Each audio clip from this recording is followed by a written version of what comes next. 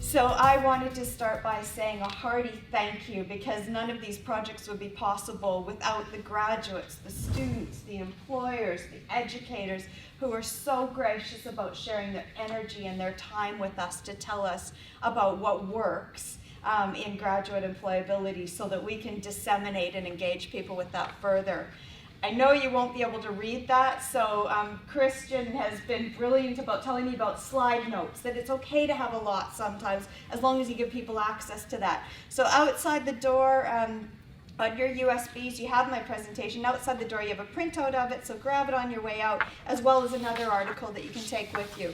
The key point on that is that students must do co-curricular or activities other than the plus, other than just studying and doing their coursework through their degree, and that has to start in their first semester on campus, and before that in secondary school. So what we did is we went through the literature and we said, what are the strategies where there's evidence-based approaches that they worked? What are the strategies that people have published with data that says these are the strategies that enhanced employability? We gave those same set, we came up with 12 strategies, and we put them on surveys to students, graduates, employers, and educators, and career development professionals, combined with the educators, and we compared what they came out with. So you'll see that we got it was easiest to get students to respond. We had over 700 valid surveys come back with data, so we got enough that we were able to do quantitative analysis. We had a tremendous opportunity. As we began this, one of the first employers that we went to was GE Australia. The president of GE Australia is Steve Sargent, who happens to be on the Bond board, and I'm sure Bond Council. That helped as well. But he is the chair of the Business 20's Human Capital Task Force, reporting to the G20 about what to do with this.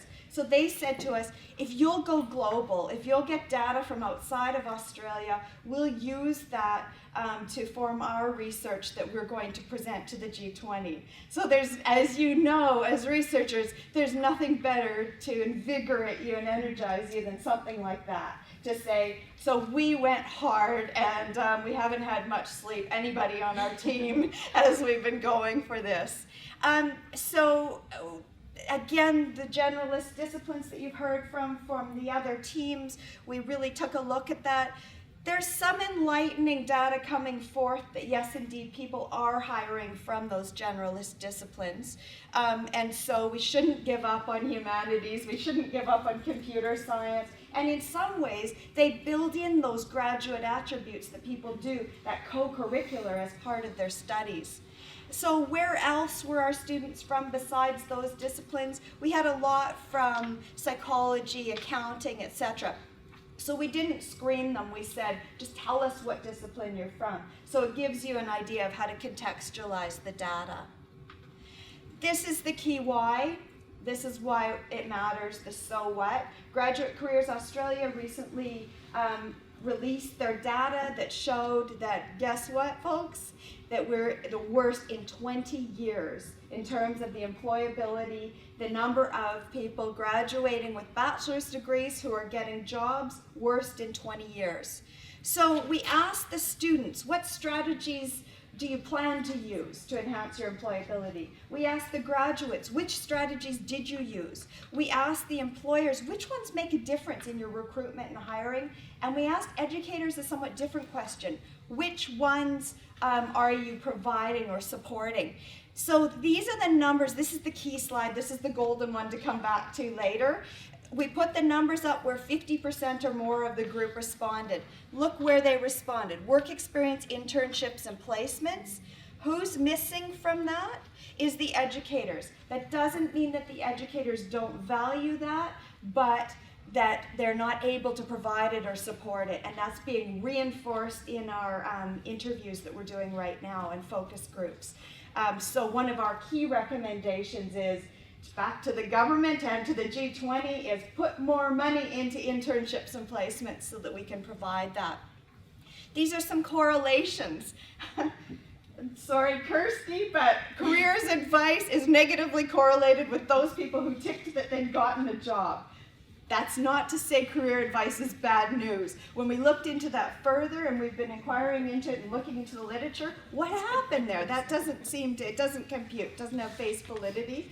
What we found is, it's, as Kirsty said, and as others have said, it's a last-ditch effort. The people who are coming for help writing a resume and interview skills development are coming in their last semester or after they've already graduated because they can't get a job. So that's about who's coming in, not what you're doing for them once they're there.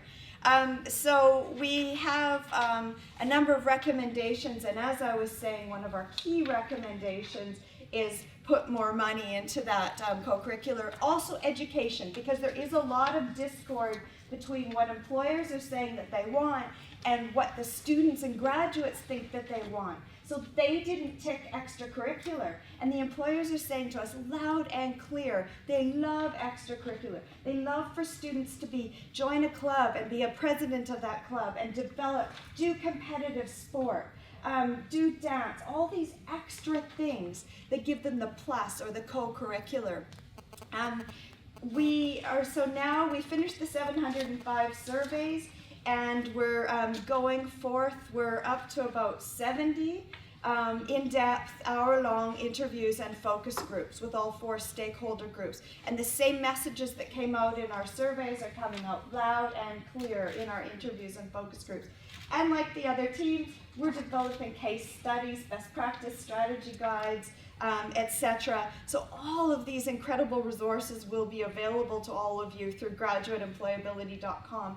And please register for that symposium, which the events page will be accessible through graduateemployability.com, so that you can come join with us and really do some education for others to get them moving forward in this space. Thank you very much.